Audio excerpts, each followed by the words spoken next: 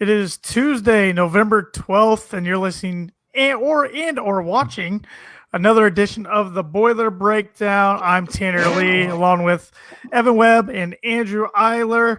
Boys, our football team still has a pulse. Barely. Hanging on by a thread. Barely, but they are still eligible to make a bowl, at least for another week, since they are on a bye week, a much-needed bye week. Yeah. Maybe we'll get some guys back next week. That would be fun. We can hope. Maybe, but we're going to recap Purdue win. This is only the fourth time we've done this year, so it's we'll take it when we can get it. They won over Northwestern 24-22, the first win against Northwestern since 2010. Kind of hard to believe we hadn't beat them for 9 years, but we went through a 3-year stretch, 2011, 12, and 13, where we didn't play them. Mm-hmm. So, of course, that hurt that. But, yeah, I don't know about you guys, but I was nervous with the way that game started. Yeah. What was like Northwestern's second play of the game? Second play, yep. Exactly, second play. Their first touchdown since like September. October 5th, pretty much September. Go, yeah. First time they scored more than 2 touchdowns since September. Yeah. Kyrique McGowan, who was a converted wide receiver to running back. And Purdue had a tough time slowing him down all day long. Yeah, it was a little frustrating. I was pretty disappointed with the defense in the first quarter. I was like, boy, like Purdue's going to give up 40 points to a team. Yeah, I know it. It was embarrassing. I mean, they got down to a 14-0 deficit, and that's the last thing you want to do when you're starting a third-string walk-on quarterback. I mean, I thought going into the game, one of the keys was to get out to a good start so he wouldn't have to put pressure on himself and throw 100 times, which he ended up throwing 50 passes, which is insane. But he looked pretty good. He did. 34 for 50 for 271 yards, 2 touchdowns, 2 interceptions. But I mean, I don't know what else you can expect out of a third string walk-on quarterback. And I think the play calling. I mean, I think Jeff and Brian Brom. I don't know who's calling the plays. Did a really good job of just. It's a lot of quick. I mean, the ball was out of his hand quick, and then they took their shots at times. I mean, I know Bell had a couple. There was one that he just barely missed. Mm-hmm. That was towards the end. He had the guy beat a couple, and then O'Connell put a really good ball out there, and it would have been a really great catch. But I mean, I think the play calling was good, and they kept kind of right with what O'Connell can do. It was good. Mm-hmm. Yeah, I agree. I thought the play calling was really good, and on that throw to Bell on that last series, David almost hauled that thing in. Yeah, I mean, that was real close, just like an inch or something. I mean, he catches everything.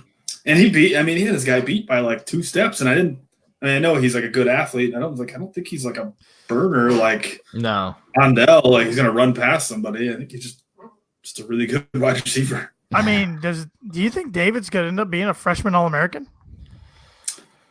I don't know. I mean, how many times has he been Big Ten Freshman of the Week?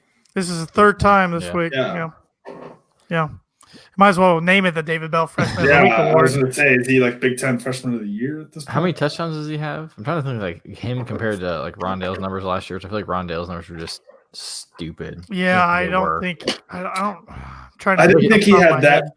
I thought I saw like 3, but that was when someone was comparing that may have only been in the Big Ten. Well, I know he scored 1 against Iowa and at least 2 against Maryland. Mm-hmm. He had 1 against Northwestern. Yeah. Okay, he's 5 touchdowns or 6. I think he has 5 receiving, 1 rushing. Okay. Well, I know he's among the Big Ten. He is he has the most catches, I believe, in the Big Ten, and he's 3rd in yards. And he's not too far away from being the yardage leader, so he's coming. Is that overall or in Big Ten play? Because he kind of came on during Big Ten play. How many? I'm looking up overall. Looking up Rondale's stats last year. How many receptions does Bell have? 65. Okay, Rondale finished last year with 114 catches, 1,258 yards, and 12 touchdowns. Also, he ran for 2 touchdowns. He broke like every freshman record. Yeah. I mean, like you can't expect another freshman. Right. I'm trying to next year. I don't know where the threshold is to get to be a freshman All-American. But I think David Bell's 14 receptions. He had 14 receptions for 115 yards and a touchdown Saturday. I think his 14 receptions is a single game Purdue record for a freshman, I believe. I think I heard that right on the podcast the other day. And did he break Rondell? Was assuming Rondell Moore had that. I think David tied it though earlier this year somewhere. I don't know. I could be wrong about that, but anyways, he had a good game. I thought Amada Anderson had a good game. 9 catches, 67 yards, and a touchdown. Keen Daru, 9 carries for 43 yards and a touchdown. Purdue now has 19 straight touchdowns by true freshmen or redshirt freshmen. Mm-hmm. 19 straight. We'll get to 20.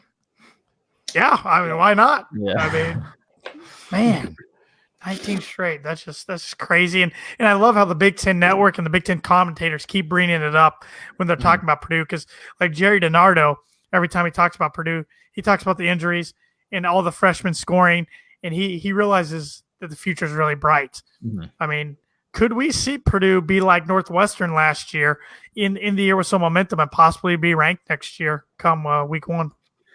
I think that's going to depend on the quarterback. I mean, if Sindelar comes back, then he's going to have some hype. I mean, he's kind of improving. I mean, Homer was kind of coming on and improving, and I'm kind of disappointed that he's not going to get to play the last few games, kind of see where he's going to end up. But if there's a question at quarterback, like if maybe not, but if Sindelar's back, I mean, coming off the hype of Bell and Rondell, then I mean, I don't know if they'd be ranked, but I could see right there in the competition.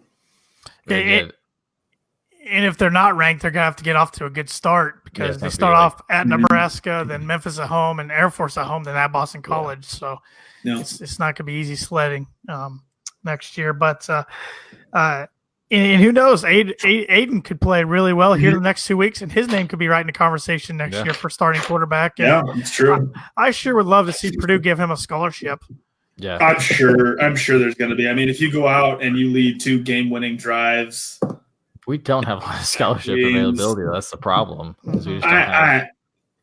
I mean. Well, the thing is, I mean, remember when we lost to Nevada week 1, and that kicker. He got a scholarship right after the game. Yeah. I mean, I wish they could do something like that with Aiden. That would have been cool Saturday to kind of put the cherry on top. Talking about like Northwestern and their like quarterback problems. I mean, like, yeah, they have Hunter Johnson, who's good. O'Connell's from right there in Northwestern. What if Brom's like, sorry, we don't have a scholarship for you? And he's like, fine, I'm going to go to Northwestern. They'll offer me. Would he have to sit out? Probably. I think you still have to sit out. The NCAA will make him sit out. Yeah, that's true. But like, I didn't know if walk on and not on scholarship, like how that. I think it's still the same rules when it applies to transfers. I think, but heck, I don't know when it comes to the NCAA anymore. I don't know what's a rule, what's not. Whatever is beneficial to the players, just pick the other thing, I guess. But I'm glad you brought that note up, Andrew, about him leading back-to-back game-winning drives because he's the first Purdue quarterback ever to lead game-winning drives under 2 minutes back-to-back weeks. First ever. Ever. Yeah. He's only the second one ever to do it in the same season twice. The other was Drew Brees in 2000 when he did against Michigan and Ohio State. That's pretty good. I mean, you think about the cradle. And, I mean, he's the first ever to do it. That's pretty cool. Build a O'Connell statue.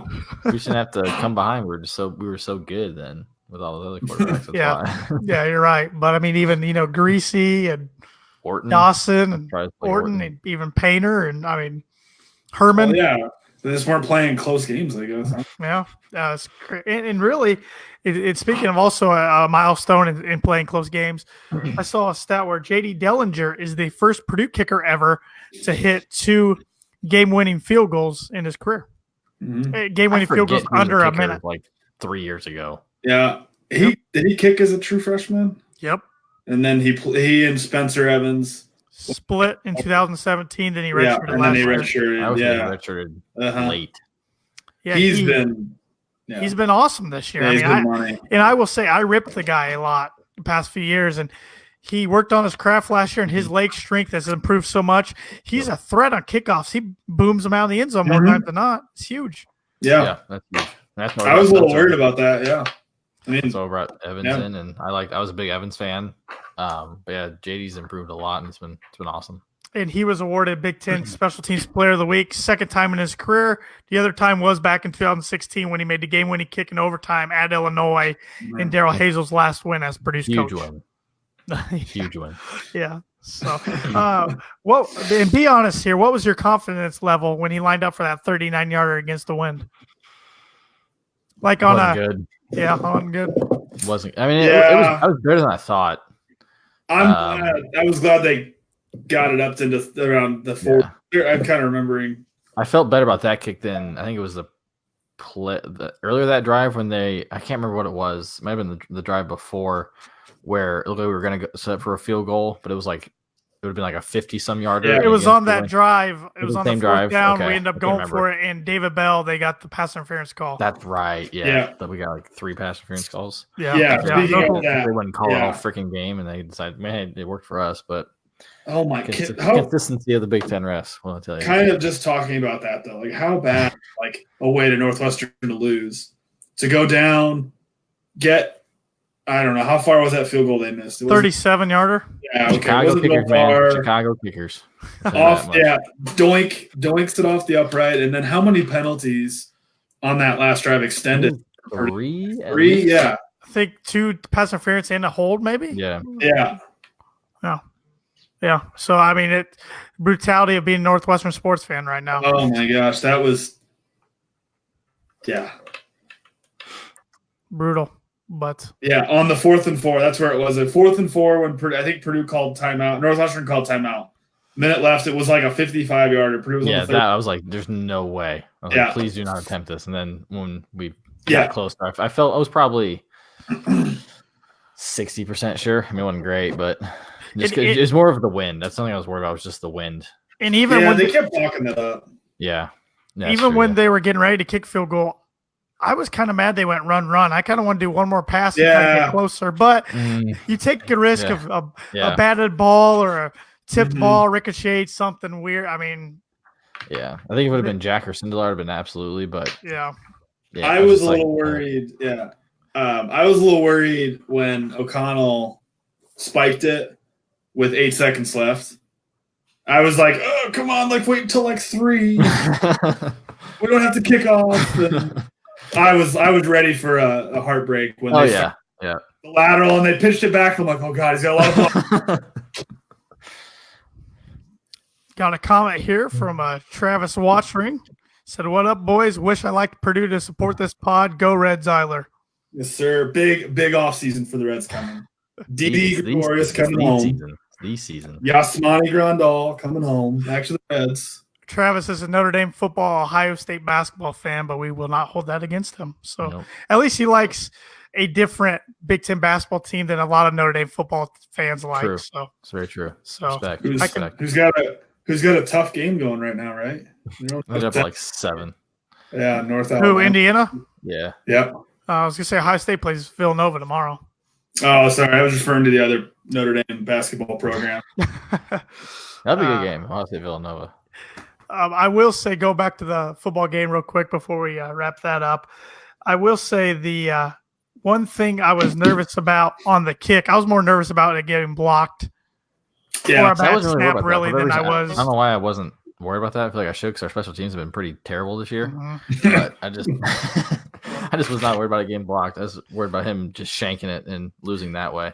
Well, and I was looking at Tom Dienhart's report card of the game the other day, and he gave the special teams, I think, like an A- or a B+. I would have gave them a worse grade than that because that fake punt was huge at the time by terrible. Northwestern. Oh, my gosh. Yeah. Considering we run a very similar style, I don't know how you're not prepared for it, but he had all day to run. I mean, I wish we would try that once. Yeah. I mean, the thing is what we did do with, I can't remember his name. It's not Cormier. No. Zach Collins? Yeah, Collins. The whole reason they do the rugby punt is to get him outside in case he has an option to run. Mm-hmm. So I figured our defense would recognize that. Practice that. Yeah. If you do go back and watch that play, linebacker number 97, I can't pronounce his name. Fasecki. Yeah.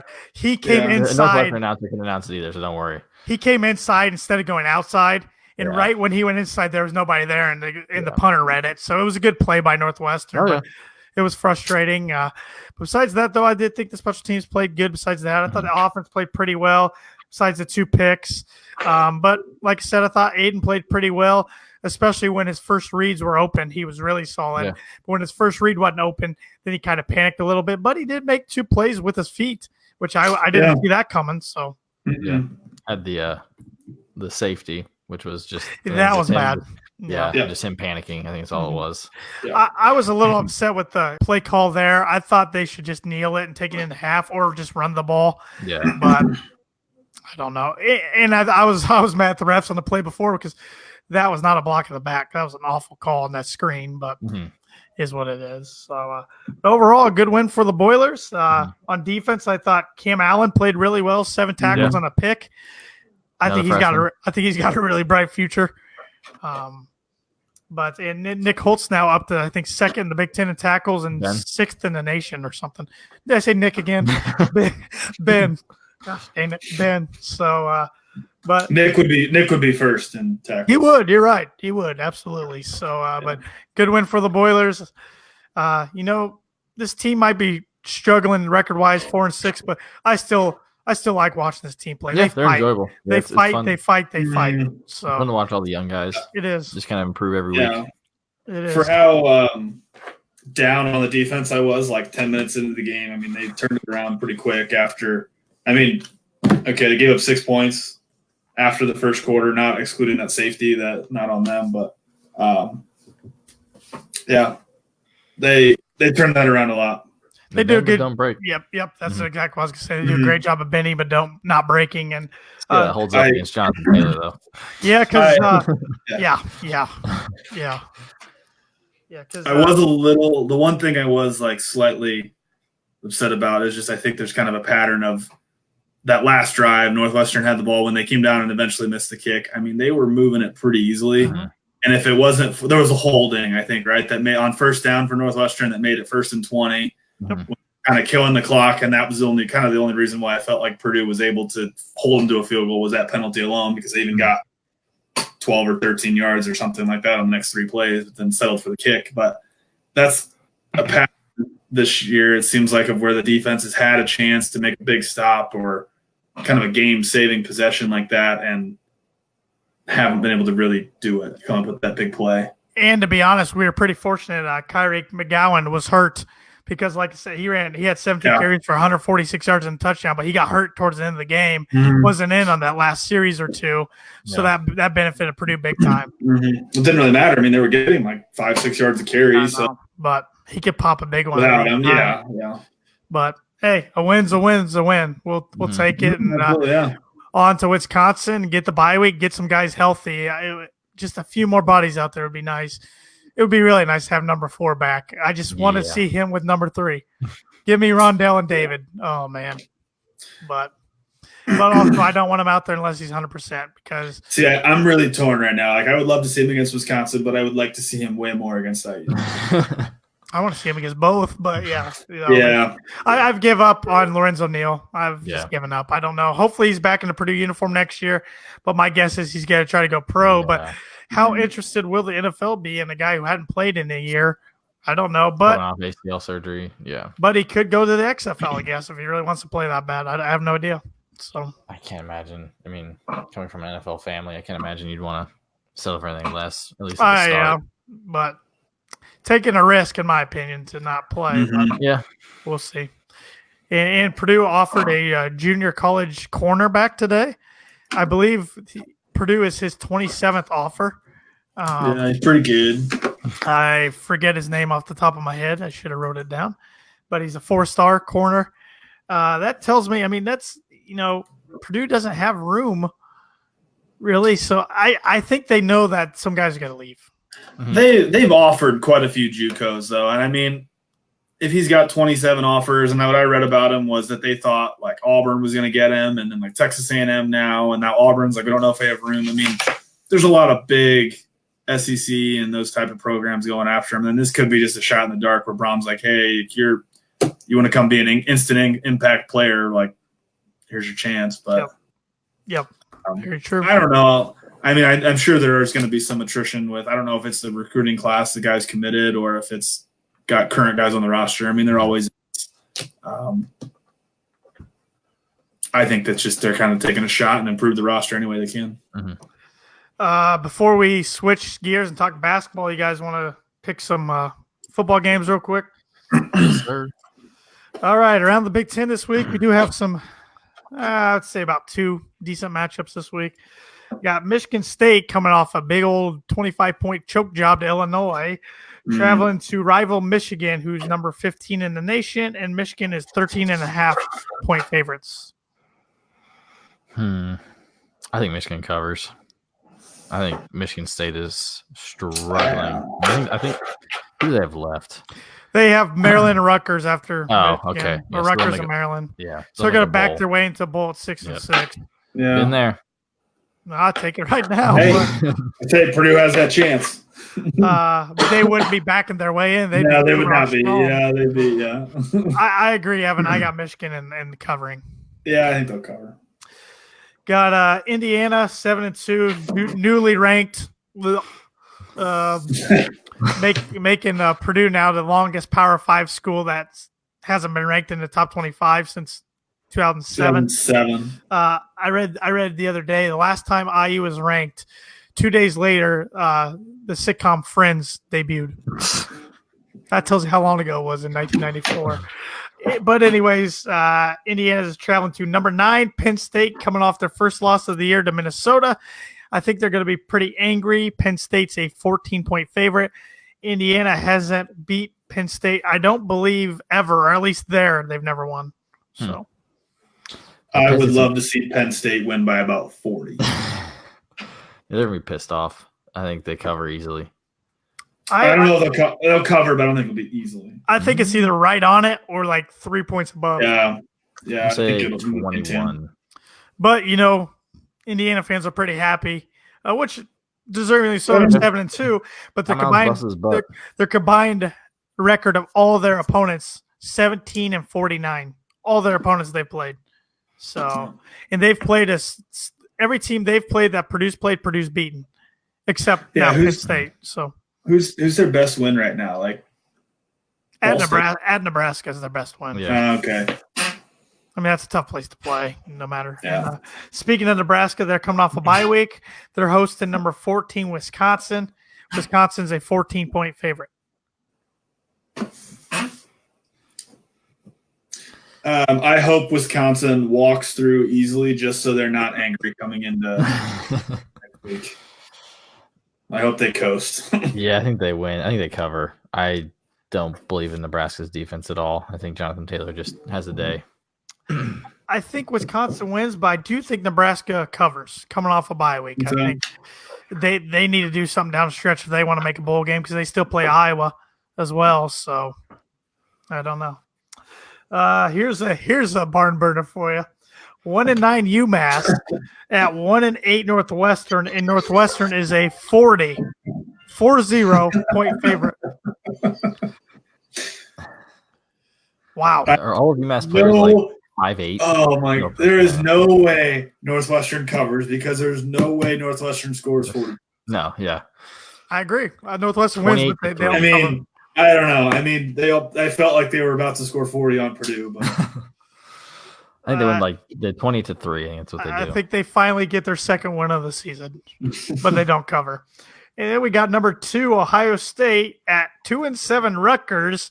That line is I got at 51. I got 53. I just want to say everyone laughed at me last week when I said they would cover, and they did. So they're going to cover again this week. They're going to hang another 70 burger easily by the end of the third quarter.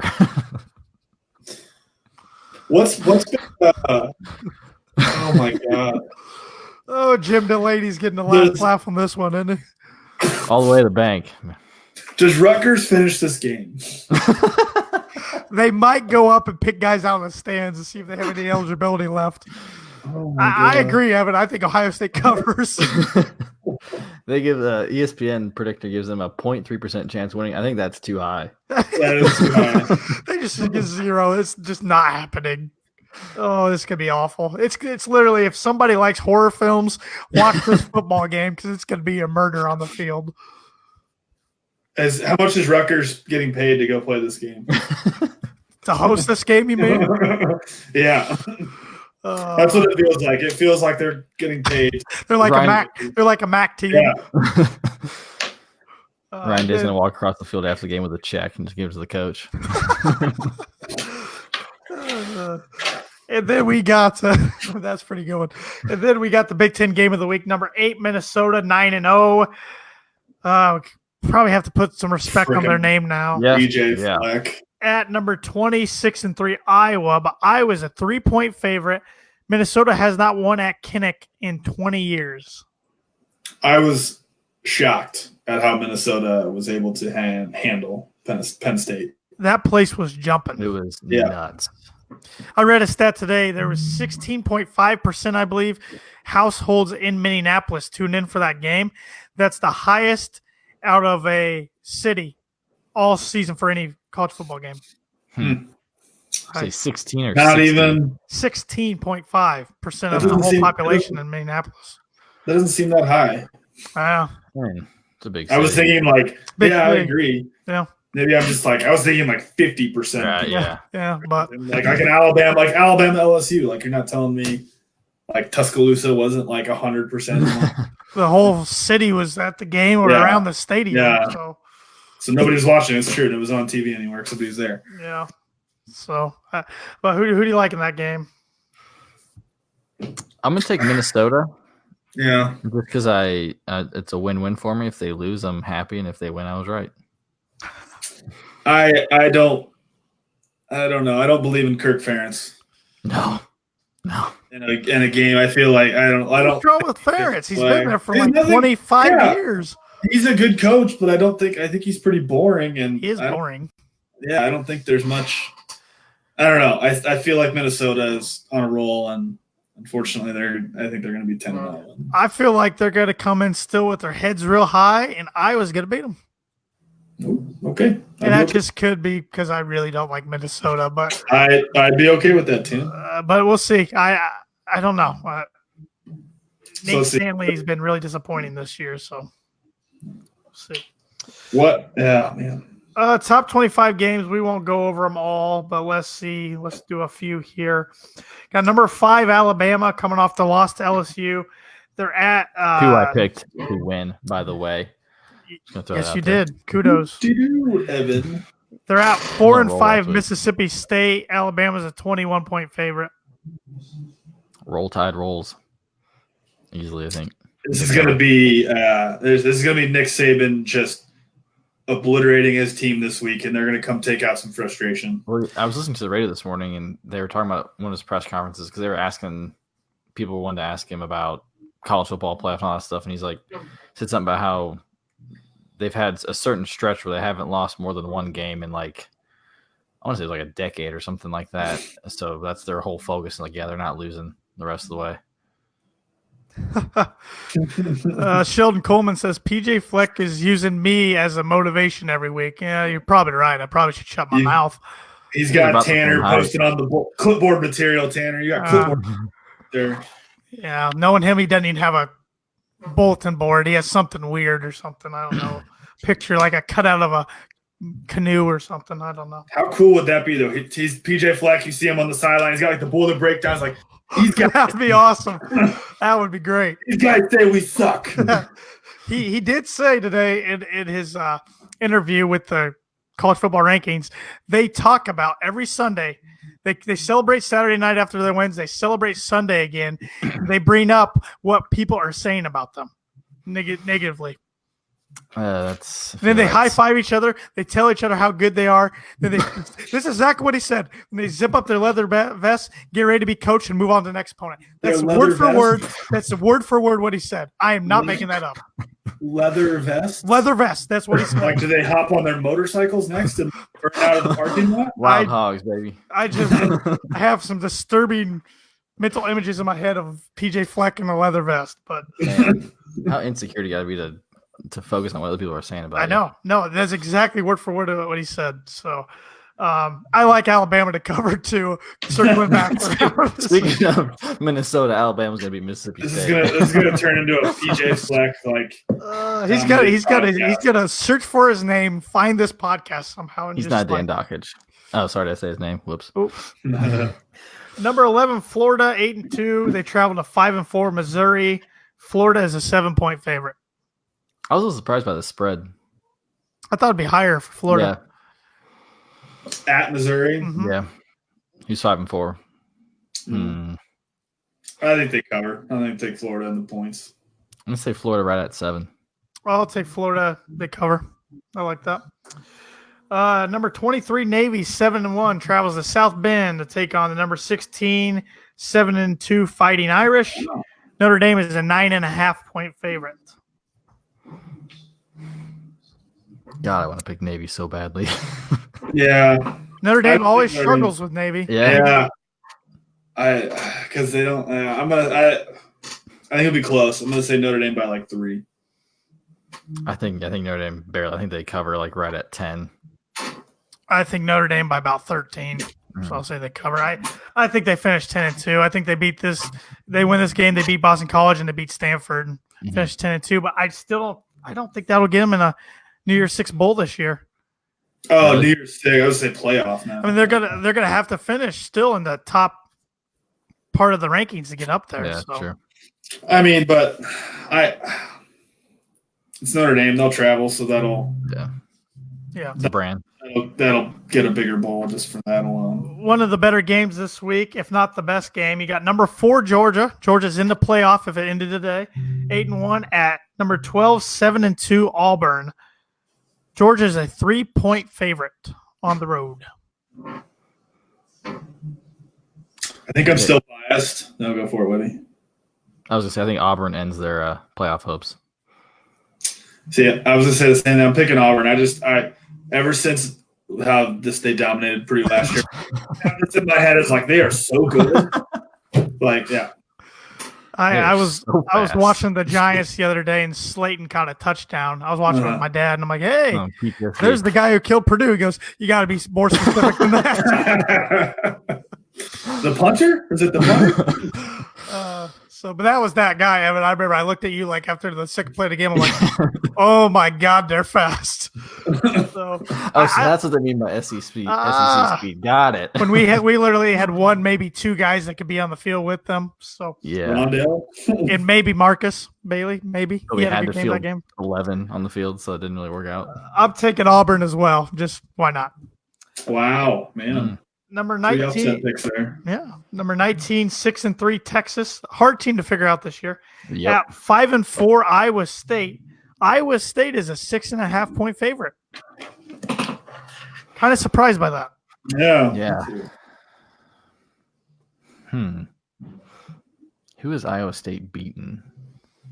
They lost to TCU by 10. They lost to Oklahoma by 1. And they lost to Iowa by 1. Lost to Oklahoma State by a touchdown, beat Texas Tech, beat West Virginia, beat TCU handily. No, they lost. Oh, I'm looking at Texas. Sorry. My bad. Lost to Baylor by 2. Destroyed UL Monroe. Lost to Iowa by 1 and beat Northern Iowa by 3 in 3 overtimes. I remember that game week 1. Yeah. I'm going to go hook them. I'm going to go Iowa State then. I'm going to pick the opposite of Webby. I'm going hook 'em horns. Yep. Let's see a few more here. Number 1 LSU at Ole Miss. Ole Miss 4-6. LSU is a 21-point favorite. They cover. Yep, LSU roll. I agree. They cover. Oh my gosh, I love Ed Orgeron. Joe Burrow can start doing his pose because he's gonna win the Heisman. I forgot he was in Ohio State. Couldn't beat out Dwayne Haskins. It was close, but he couldn't. Yeah, Dwayne's pretty good. Then you got your college game day game of the week. Number 10, Oklahoma, who's 8-1 at number 13, 9-0 Baylor. Baylor's still not getting too much respect. Oklahoma's 10-point favorites. I'm going to pick Oklahoma just because I really want to see Jalen Hurts in the college football playoff. I don't know if it's going to happen, but need some help. Yeah, I'll do Oklahoma, but I don't think they cover. I'm going to say the Baylor Bears give them a game. I think Oklahoma wins and covers, but not by too much. And then I think we'll see these two teams meet up again in the Big 12 championship. So Yeah. Yep. All right, you guys ready to talk some Boiler basketball? I know Webby's always ready to talk Boiler basketball. I don't know. It was kind of a disappointing week. It was a disappointing week. Started off and beat Wisconsin Green Bay. I should probably get my notes here so I can get the score up. We won. That's all that matters. 79-57. Something like that, yeah. Sounds about right. We won. Yeah, 79-57. Newcomer, fifth-year transfer from High Point, Jihad Proctor, led all scores with 26 points. Yours truly said he would be the first to score over 25 this year, so didn't think I'd nail it in the first game, but Matt Harms also contributed with 16 points, Eric Hunter Jr. 15, Aaron Wheeler 10. Not much to say about that game, really. I mean, Purdue won pretty easily. Yeah. They hung in there for a while. I feel like they were in there, but yeah, Jihad was awesome. I think we're like him a lot this year. And then Purdue also had a home game Saturday against Texas. It was to finish up the home and home from last year when we went down there and Carson put up 40, but we lost by 4 points. Similar result this time. Purdue loses by 4 points, a score of 70-66. Matt Coleman was a difference maker for Texas. Not only was he the best guard on the floor, he was the best overall player on the floor. He hit big shots whenever they needed them. Mm-hmm. He hit big free throws down the stretch. Found the open man. I mean, he was his pick and roll was phenomenal. He also had 22 against Purdue last year. So he likes playing against Purdue. Just frustrating game. Mm-hmm. You're up 5 with 2.5 minutes left with the ball. Yep. And then your next 3 possessions, including that possession, all careless turnovers. All result in turnovers. Mm-hmm. And Texas took advantage of every single one. Yeah, scored 9 straight points. As Painter said, we kept the door open for them, and they made the place to do it. I mean, they're an experienced team. Yeah, I was definitely frustrated with the game, but it kind of reminds me a lot of last year when we lost to Florida State, lost to Texas. They were all close games. We kind of just couldn't close out, and I was frustrated, but also I was like, man, we were right there. And I know a lot of the guys on the team played last year, but you got guys like Wheeler, Hunter, even Travion, who are in roles now that they weren't looked at as they had to contribute. It was more of just filling the gaps while Carson and Klein get a breather. So I think it's definitely a growing opportunity. I think it sucks because we lost at home. That's the thing. What sucks the most is just the fact that we just lost at home so early. It's one thing to lose, in February in the Big Ten, but to lose your second home game of the season, that's what kind of stings the most. But I was annoyed after we lost, but I think afterwards I'm kind of like, hopefully they can just take something from it. But it makes tomorrow's game even that much bigger because you don't want to drop 2 in a row. It was Purdue's first non-conference home loss since they lost in the GABA games to Villanova a couple years ago. First overall home loss since they lost to Ohio State at home 2 years ago. Mm-hmm. So it'd been a long time since Purdue fans went home sad after watching the game in Mackey Arena. Mm-hmm. But it brought up that feeling again. I know we talked about it on one of our recent podcasts, is the difference between, watching a football game and a basketball game. Mm-hmm. I was really upset that night, but then come Sunday, I mean, I'm still annoyed by it. Don't get me wrong, even today or tonight when we're recording this, but I was over it a lot quicker than I get over football losses because I'm like, they got another big one coming up in a couple days. Mm-hmm. But you said, it raises the emphasis on that game. Mm-hmm. So now they need a win to get the confidence going again, because they lose this one, then you got to wait a couple weeks till the VCU game to have another good matchup. And you can look at these tough non-conference matchups 2 ways. Yeah, they're tough, but they look great on a resume if you get the win. Yeah, I mean, like Texas, that win, that's going to look good. I think they're going to be a pretty good team. Yeah, I think they won the NIT last year, didn't they? They did. Yeah, so they should be a tournament team. I hope they are. I'll be a big Texas fan for this year. Hopefully. Shaka. Yeah, I never want to play him again. Him or Chris Beard. Stay away from Texas as a state. Yeah. But yeah, it was. I think I was more disappointed in the fact that we had like 17 offensive rebounds. I think we only had like 9 second chance points. There's just so many opportunities where we missed at the rim, which I guess is also kind of helps me think, okay, those things can be fixed. It's not like we just couldn't shoot or whatever, but like we were just missing so many little bunnies at the rim. Stupid turnovers. I wasn't watching harms on that moving screen. I just I feel like part of it kind of gives me hope. It's just that there's things that killed us can easily be corrected, hopefully. But I was disappointed in Harms' play. I feel like he just got bullied, and it really affected him. I think it took him out of the game, and that is going to happen every game in the Big Ten. I mean, you got some big dudes in the Big Ten. So yeah, I thought Harms and Wheeler were awful.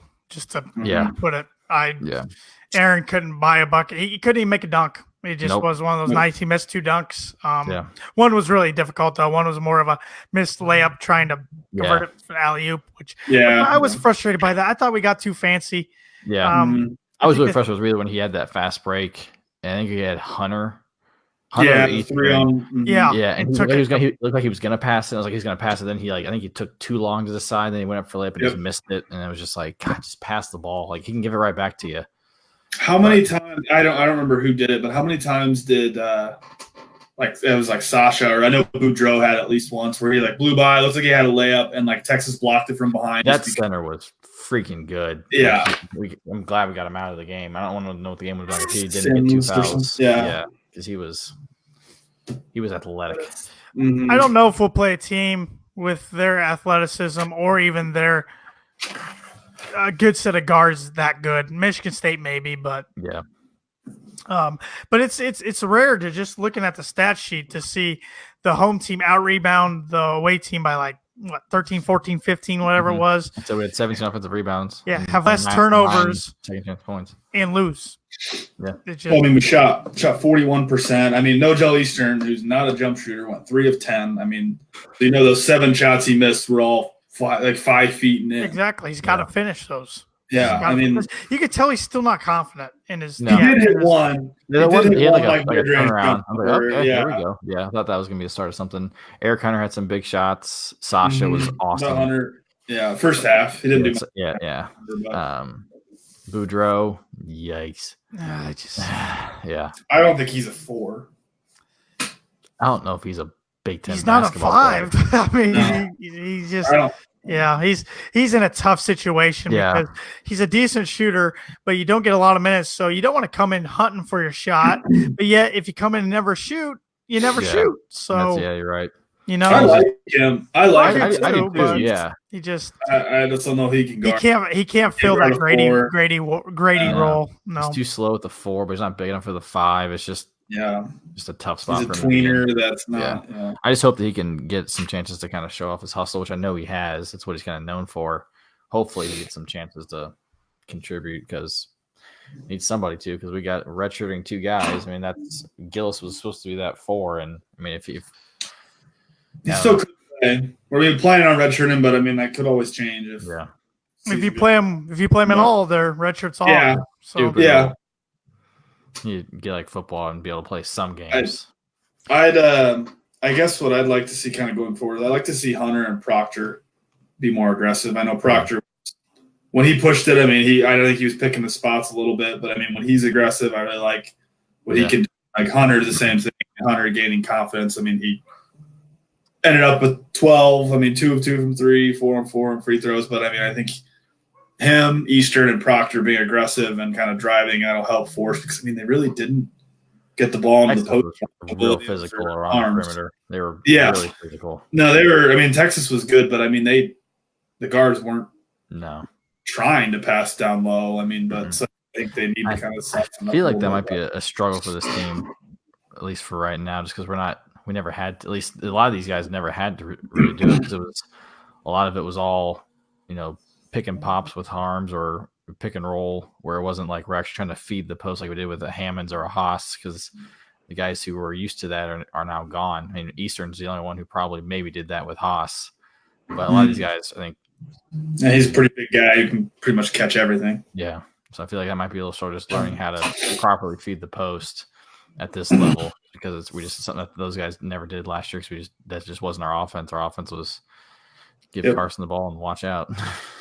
Yeah, it's a totally different team we're watching this year than last year, Mm-hmm. which shouldn't be new to Purdue fans. No. I mean, the team's been revolving and changing the last 4 years, but it's definitely a different team. And I think it's a team we'll see get better as play, as they get used to playing with each other as the year goes on. But this one tomorrow night's a big one. I can't. It's kind of like last year too, where we had a lot of great opportunities and didn't really cash in on really any of them. I mean, we had the who did we lose to in Charleston championship game, Virginia Tech. Lost to Florida State, lost to Texas. So it was kind of like we lost to Notre Dame, which wasn't got smacked by Notre Dame. So we kind of like it was like, okay, your only chances now are in the Big Ten, and there's not a whole lot because I mean you had Michigan State, you only played Michigan once, blew that one badly. Some teams didn't turn out to be what they thought. Like Indiana was ranked going into the conference, but then they went on like a 30-game skid. It seemed like.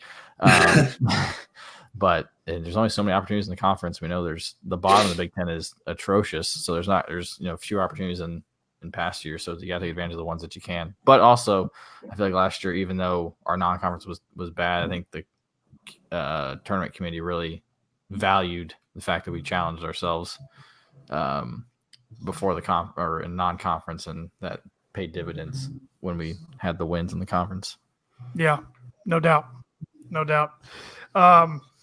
Going into the matchup with Marquette tomorrow, it's the part of the Gavitt games. This is the same exact matchup Purdue played in 2 years ago up at the Fiserv Forum. I guess it was the Bradley Center then. Now it's the Fiserv Forum, new arena. But Purdue is 9-0 all time against Marquette. Yeah, that was really shocking when I read that. Last time Purdue played up there, Purdue won 86-71. That was Purdue's last non-con road win. Because we lost at Texas and at Florida State last year. Yeah, you're right. So Purdue's got to know where number 0 Marcus Howard is at all times. He is a scorer just like Carson Edwards, if not maybe even a little more of a pure scorer, which is hard to believe, but he is a stud. They don't have the Hauser twins anymore. One transferred to Virginia, one transferred to Michigan State. By looking at their starting lineup, their tallest guy 6'9". Theo John. Yeah, 6'9". So he's a big guy. Hopefully Matt Harms, though, can take advantage of that. Yeah, Andrew, you're a Big East basketball fan. From what I remember, from last year, I mean, obviously it was the Howard twins. I do remember Theo John just being kind of a big thug down low that I feel like is going to get real physical with Harms and could cause some problems. I don't remember him scoring that much last year, but I think he was real physical down low. He only averaged 5 points last year, but 5 rebounds, 2 blocks. I mean, so he's I think that'll be a good, tough matchup for Harms. So definitely have the length and size, but physicality could be a problem. Well, I'll have to put in Travion against them then, maybe. Matchup against them. But how are you guys feeling? What are your predictions for tomorrow? Sorry, I just saw the score that Evansville's up 1 against Kentucky with 8 seconds left. Sorry to interrupt. 8 seconds left? Yes. Can we cut live? One of the biggest. Get to the SEC network now. Go Purple Aces. Oh, yeah, 65-64, 8 seconds left. Who's got the ball? I think Evansville does. They just took a timeout. This would be incredible. This is number 1 Kentucky against Little Evansville. Yeah. Wow. Anyways, my question was, didn't bet on that game. who do we put on? Who we put on Howard? Because Howard's 5'11", which I always thought he was bigger than that. Matt said on his radio show Monday night, we'll put mainly Nogel and Eric Hunter on him, but he said we'll probably put multiple guys will get a shot at him, kind of like Purdue did against Steph Curry years ago. And get Chris Kramer back, please. Yeah. That's all. I mean, he's gonna get his points. You just got to make sure his points on 35 shots or something, like 15 shots. Now make sure he doesn't score. Yeah, I didn't score 35 on. He hit 40% of his threes last year on nearly 300 attempts, but also drew 180 fouls and made nearly 90% of his free throws. So I do like the flopping rule. Yeah. Who was that freaking guard from Maryland like 3 years ago. Trimble? Trimble? Freaking Mellow Trimble. Every time the head fake, I was like, he would have been kicked out after like 3 games. Like, play. Yeah, it is nice. You get one, you get the warning, you get another one. Yeah. It's a technical. So. Team technical, yeah. Team technical, yeah. Uh-huh. Interesting. I didn't know it until we played against Green Bay and they called it against Green Bay. Yeah. They were doing that motion. I was like, what the heck is that? And I didn't realize the new rule of when you get an offensive rebound, the shot clock goes to 20 instead of 30. I forgot about that. I forgot that speeds was up the game a little bit. They didn't do that last year. Not that I remember. That's an NBA rule, right? Like it's a shortened shot clock. Mm-hmm. NBA goes like 15 or something. Yeah, not 20, but yeah. In the NBA, they're moving the 3-point line back. Eventually, it will be there. I think Purdue wins. I think it's gonna be a close one. That it's gonna be a battle. My heart's just not gonna be able to take. But I think it's gonna. I hope we can score with them. That's just my biggest thing. Is just hope for a good shooting night. I think it's gonna be Purdue 75, Marquette 70. Marquette is a 2-point favorite. Bring it on. I don't. Outside of Howard, I don't think Marquette has much. And I have to believe, I mean, as long as Eastern keeps getting healthier, I mean, he got a little scared and he get hit. He got hit in the hitting the junk. Yeah. The TV broadcasters were like, oh, man, his hand. All right, when I saw him hit, I'm like, I know. He got hit below the belt. I'm like, I don't think he got hit there. And then they, like, after like 5 minutes of talking, I was like, oh, never mind. I mean, him and Sasha, they can get, kind of healthy, but I think Nogel is going to have to play well on defense. And if he can kind of lock down Howard, which I think he can, I think he'll be ready to go, fired up. Everybody knows Marcus Howard. I don't know how many, he averaged 25 last year. Hopefully Nogel guarded Carson a little bit last year in practice. That's what to expect from a guy who's going to jack up from all over the place. If he can keep him down, I think Purdue wins fairly easily. I am picking Purdue as well. Going into a podcast I did yesterday, I was going to pick Marquette, and then I just flipped my mind. I'm going with Purdue by 7. I will say 76-69. Do I have to give a score? You'll have to if you don't. Give a score. I'm going to say Purdue 75, Marquette 64. 75. What you cut off there on my screen? Well, you cut off on my screen. Oh, okay. We all kind of lost the feed there. So okay, it wasn't just me. I would say Purdue by 11, 75-64. All right. Update: Evansville's up 3 with 6 seconds left. Holy cow! Unbelievable. All right, we got to cancel and close out right now. We got to wrap this thing up real quick. Butler's up 11-7 on. I did not know. I heard on the radio this morning. Butler has won like 52 non-conference home games straight. Nobody wants to play there. I don't believe that. That's what the guy from the Indy Star who covers Butler said. 52 straight non-conference home games. I don't believe you. 52 non-conference home games. Heard it this morning on 1070 The Fan. They don't get a lot of good non-con games because nobody wants to go in there. No, and they beat Ole Miss last year. Yeah, they got. Oh my, that was the worst game I've ever seen last year. Florida, when Butler scored like 7 points. Who did they play last year? Evansville won. Unbelievable. Evansville, wow. Aces. In Rupp Arena. Wow. Will their board say fire Calipari? Because imagine what our board would do if we lost Evansville. The server would be burned to the ground by Brian Newbert. We just went through the Elite 8 last year, and we got guys complaining already, so it's fun stuff. I've been a John Purdue Club member for 125 years. I've never seen it this bad. Go back and wear your mustard gold turtleneck during a blackout game. Any closing thoughts as we wrap this thing up? Just get the win. I like that. And then blow out Chicago State on Saturday. That's all I care about. I do like that. I like that. So, just get the win. I like that. And you can like us on Facebook. You can follow us on Twitter and Instagram at Boiler Break Pod. Subscribe and listen to our podcast wherever you listen to your podcasts at. And, of course, The Boiler Breakdown every week is brought to you by Schroff Landscaping Nurseries. For all of your landscaping needs, contact them at 574-223-2769. All right, boys, let's boiler up, hammer down, and beat the Golden Eagles. Well,